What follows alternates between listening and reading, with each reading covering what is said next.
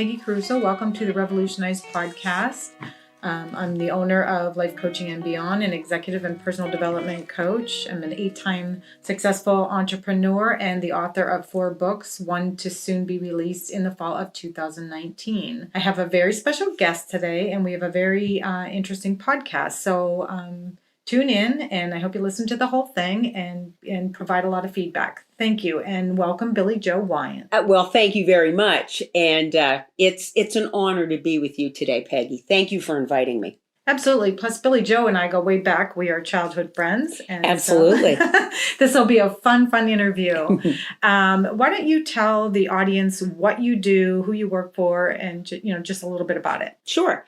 A little background on myself. Matter of fact, I started way back when I was still in high school in broadcasting, radio, and I still do that today part-time. But my other love of my life is I work for a comprehensive victim service center in Pennsylvania, and I started there in 1990, so I have about 29 and a half years in there. Became the executive director in 1994, still the director, and over the years we have grown by leaps and bounds. When I first started, we were what was called a dual center in the victim service world, which means that we provided services to victims and their families of domestic violence and sexual assault, and also offered an emergency domestic violence shelter. Over the years, I've grown, and that agency has grown into being comprehensive. So we do a housing program. We also provide services in 2 counties in Pennsylvania for the Victim Witness Program, which is where we help serious crime victims and witnesses of adult and juvenile crime maneuver through the court system. So it's very tricky. There's a lot to do with that, but kind of a snapshot of what we do. That's about it. Okay. What's the name of your organization? Organization's called Citizens Against Physical, Sexual, and Emotional Abuse, also known as CAPSEA. So I think for the benefit, since it's such a long name, we'll just use CAPSEA. It's interesting you've been there that long. Yes, long time. Quite an accomplishment. Okay, so what would you like to talk about with the audience today that you think would be very helpful for them? Well, I think since that I had spoken to you earlier about the services that we provide at CAPSEA, I know in Pennsylvania we're doing 2 counties, Elk and Cameron, but CAPSEA has the availability, and anybody can contact us worldwide to get information you need for the victim service program in your area.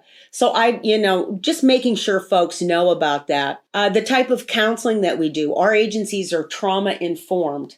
And I know you're very familiar with that. Yes. And I think today we were going to concentrate more on something that I discovered back in 2015. And over the years, really have been trained in it, and it's just amazing with about a 95% success rate. Wow, and that's traumatic. Impressive. That's traumatic incident reduction techniques. Okay, so tell me a little bit about what that means. Traumatic incident reduction are a set of techniques that a person is trained in to help a person who has suffered trauma, and we're talking from post-traumatic stress disorder, veterans of war, anybody that has maybe been involved in a serious, severe accident or witnessed a severe accident, survivors of death by suicide, folks who have witnessed or walked upon suicide or other homicide or severe deaths. It's for anything that traumatizes a person, the death of a pet, a loved one. And what we're using it for the majority of the time are the traumas left over by victimizations of domestic violence and sexual violence, rape, and human trafficking. Okay, so that was going to be my question. Yeah. So it does help people that have been sexually molested and absolutely all of that stuff. And that's mainly what we're using it for, but we don't turn it, because we're trained and certified in these techniques and can facilitate them, we will help anybody that needs it. Okay, so it's very effective.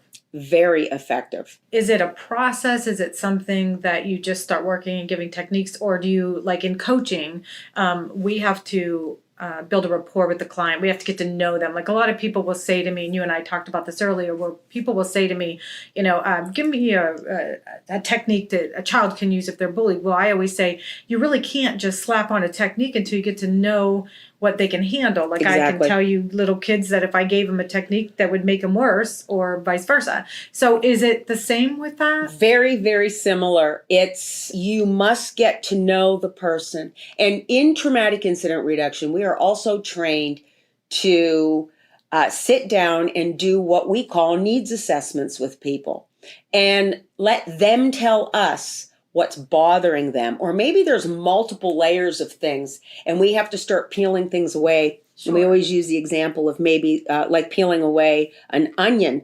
But you start asking folks certain questions or a series of questions, and then things come to the forefront in this technique.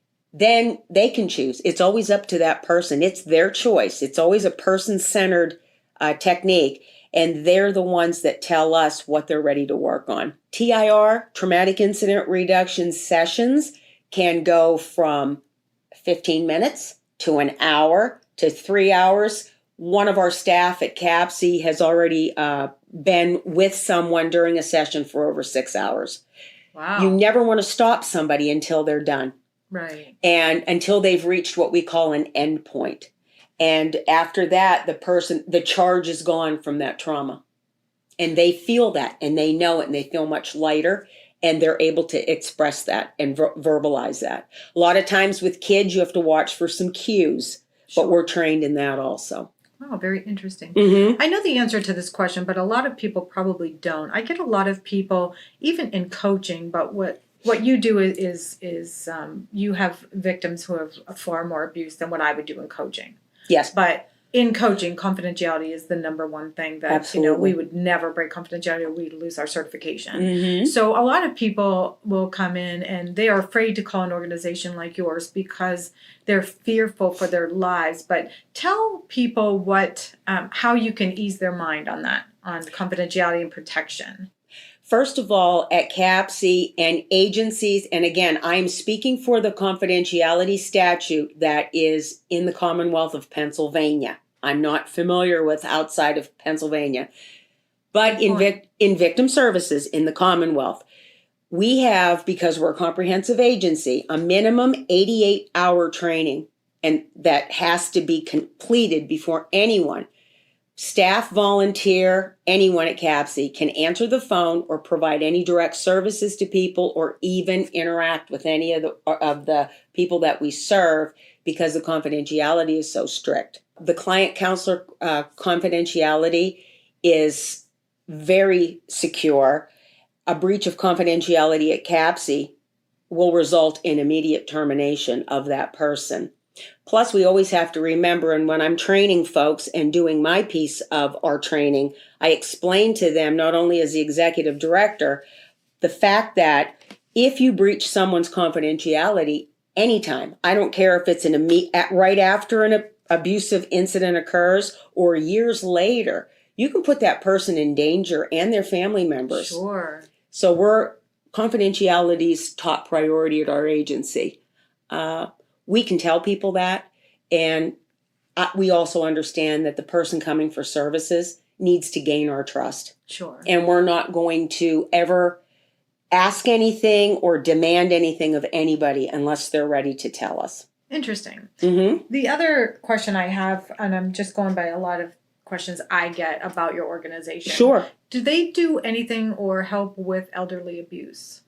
CAPSEA's trained, and we can provide services for anything from small children, infants, because we're mandated reporters and we must be trained in that every 2 to 3 years, to the elderly. And what we do mainly with elder abuse is we work hand in hand with our local area agency on aging. So that's how it works in Elk and Cameron counties. Other counties in Pennsylvania and then in other states, things may be a little different, but we work parallel with our agency on aging to try to do what's best to help victims. I've, through the years, helped people, victims of elder abuse, come into our shelter. We sign releases, And then caseworkers from Area Agency on Aging can also come in and work with that person while they're safe in the CAPSEA shelter, for instance, and receiving services. So there are multiple ways for folks to get help and maintain confidentiality, and also make sure that people are getting the services they need. Okay. Let's go back to the techniques Yes. that you do. Tell us a little bit more about that. Kind of get more in depth on it as to why would somebody exactly come in for those techniques? Give me an example of how it would help someone. I know I'm stumbling here because I don't want to ask you to give a technique because we just talked about why that wouldn't work. But tell us a little bit of why they would contact you and how you would go about it. Well, if someone contacts us and says they are interested in traumatic incident reduction, or TIR as we call it, we will then, or one of the staff members trained in all of these, will set up an appointment with that person, and we'll come in, like I said, and do the needs assessment. Remember, we are trained, myself, and I have 4 other staff members right now that are trained in 5 series of these techniques. So one size does not fit all. Right. But what you're dealing with, we're talking about people who have tried many traditional forms of therapy, tried many traditional forms of counseling, and still there's something there, for instance, and they just can't get past it. It's interesting. I have a woman now that we've dealt with for many, many years at CAPSEA. Again, this is all person-centered. This person is not ready to do traumatic incident reduction. She goes so far in her work and then starts feeling good and can't bear to feel like that because of her past trauma. So what she does is she starts doing unhealthy things, almost like self-sabotaging. Sure, there's a lot of that in coaching, just regular coaching. But again, we don't tell anybody what to do. We offer them options and gently remind them again about the traumatic incident reduction and other things. So the determination for someone... And not everybody can do this. I mean, so everybody's... That was where I was going with it. So let's talk about that for a minute. So you make the determination that they need these techniques. How do you get them to have their own aha moment that they need? I always say when people come in for coaching, they have to want it. They have to recognize that there is something that they're doing, what they're presently doing isn't working, that they need to do something different. Is it similar to that? And how do you get them to have that aha moment? Well, it's funny because an example is our sexual assault counselor is working with a woman who had suffered horrendous traumas throughout her childhood, early adulthood, and now she's a senior. She's a senior citizen. She's been hospitalized numerous times, inpatient in psychiatric units. Gets back out, gets put on medication. The meds aren't working well, or after so long, she builds up that resistance, and then they have to change her meds, and it's that vicious cycle. Well, this individual has been seeing our sexual assault counselor now for, on and off, I would say 3 or 4 years. Okay. Again, it's whenever she chooses. And I'd like to make sure folks know, in my world, we don't charge for any services. Our services are free of charge, including the traumatic incident reduction. But one thing that this woman, after that 2 to 3 years and that on and off and us learning about TIR, sexual assault counselor says to her, these are techniques that we have available if you choose to take part in them. And I've made up a brief summary of what each one of our techniques encompasses, and we hand that out to people and pass it on. So they have that. And there's a couple other forms that we give to folks and pass out. That's it. We're going to give you that information. If you want to talk more about it, that's fine. If you want to throw it in the garbage, that's fine. Or if you want to go home and read it and call next week when I see you, or in 2 weeks or whatever, we can talk more about it. And then this is how this woman decided she was going to come back and start doing traumatic incident reduction. We have set up a room off by itself that's very comfortable. Also, too, to let anybody realize when you're doing traumatic incident reduction, many times it's a metaphysical thing, and it will take you back, and you will sometimes get the physical, emotional sensations. So we have blankets and fans and things because somebody may have been in a cold place when that trauma happened and they're going to be cold. So we're set up that way. We let everybody take a look at that TIR room, which has a very cozy little couch in there, an easy chair, a straight back chair, giving that person the choice where they want to sit. That is very interesting. Mm-hmm. Again, it's all person-centered. It is that person's decision what they want to do. And then as a result, and I'm kind of coming full circle now, this woman, when she comes once a week, she doesn't even come to the main office. She goes straight over to the building with the TIR room. She's ready. She wants it. And this woman's now peeling her layers of trauma. Sure. So it's neat stuff. And it's in my world, no 2 days are the same. And I'm sure that's the way you are. Absolutely. So it's really interesting to see that. I have a question. Mm-hmm. You said that you offer this to people from around the world, correct? Yeah. How would you put them in your program because they're not there with you physically? Like when I do coaching, I have clients from around the world, but we Skype in. What would you do in instances like that? If someone contacted you from around the world? Or do you just put them in touch with other organizations? I would put them in touch with other people trained in TIR. So there's other people throughout the world, United States, Canada, South Africa.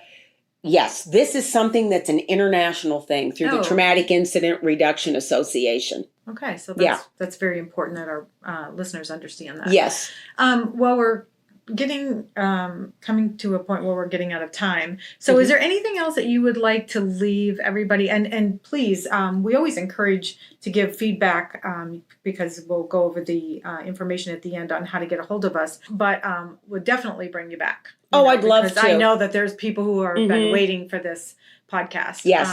So is there anything else you would like to leave as a closing statement or encouragement or anything for anybody who feels that maybe they are a victim? I think if people are interested to go to the TIRA.org website, Marion Volkman and her husband, Victor Volkman, and I should have probably mentioned that earlier, along with Dr. Gerbode, who is a psychiatrist, and this Dr. Gerbode is the one that developed TIR back in the 80s. And it is something that is just phenomenal. They are the founders. Marion Volkman, as a matter of fact, she hails from Ann Arbor, Michigan, and Marion is our trainer, but she's trained many other people. So TIR is a worldwide thing. And I think people, if they would like to get more information, to start there. Okay, and people can contact me through CAPSEA. I don't usually do this, but I thought of another question at the very end. That's okay. So I'm going to just throw it out there before we're done. I'm sure everybody's very, okay with that because they love this topic. But the opioid problem is a huge problem in today's society. Does your organization do anything relative to that or for that? Not directly. Okay. But you could put somebody in touch with an organization that could help them? Absolutely. Okay. Absolutely. So if there's anybody listening, any type of opioid issue, yes. We work locally with our alcohol and drug abuse services, which covers Cameron, Elk, Potter, and McKean counties, 4 counties. But once you're hooked up with them, then they also can provide other resources. Okay, so tell the listeners how they could get a hold of you. To contact me, the best way is probably via email. Okay. And the best email to reach me is director@CAPSEA.org. And so it would be DIRECTOR at CAPSEA, CAPSEA.org. Very good. And if someone's having any difficulty getting a hold of Billie Jo, or you have any other questions, please feel free to reach out to me, lifecoachingandbeyond.com. All my information is on there. And thank you for listening to the Revolutionize podcast. We'll see you next time.